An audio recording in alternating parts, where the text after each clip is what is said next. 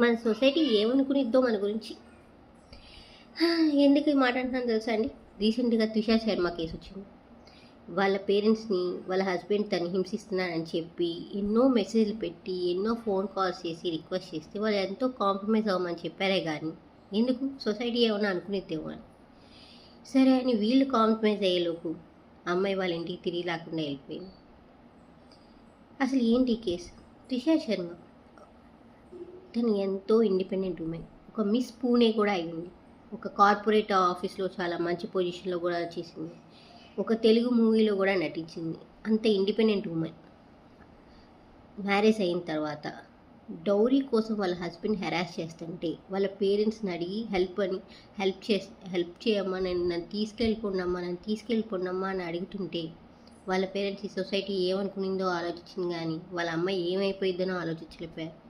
వాళ్ళ పేరెంట్సే కాదు, ఏ పేరెంట్స్ అయినా సొసైటీ ఏమనుకునిద్ది అని ఆలోచిస్తున్నారు కానీ మీ అమ్మాయి ఏమైపోయిద్దని ఎందుకు ఆలోచించట్లేదు? చిన్నదే అనుకుంటున్నారు. చిన్నదే అయినా చిన్నప్పటి నుంచి స్కూల్కి వెళ్ళి వచ్చిన తర్వాత అమ్మ ఏమైంది ఈరోజు అని అడిగిన మీరు, హాస్టల్కి వెళ్ళిన తర్వాత అమ్మ సరిగ్గా తింటున్నారా లేదా, అక్కడ వాళ్ళు నిన్నేమైనా అంటున్నారా అని అడిగిన మీరు, మ్యారేజ్ అయిన తర్వాత అమ్మ అతను ఏమైనా అంటున్నాడా, బాగానే చూస్తున్నాడమ్మా, బాగానే ఉన్నావా, అంతా బాగానే ఉందా అని ఎందుకు అడగట్లేదు?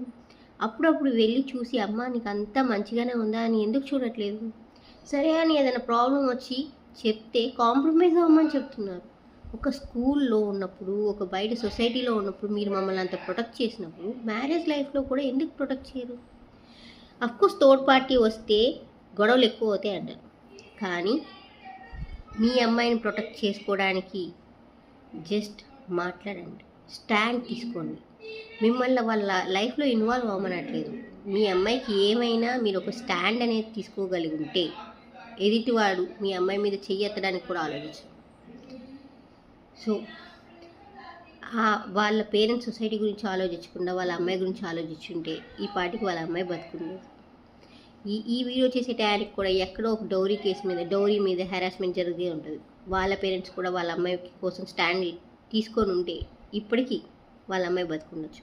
సో మీ కూతురు కోసం మీరు స్టాండ్ తీసుకోండి.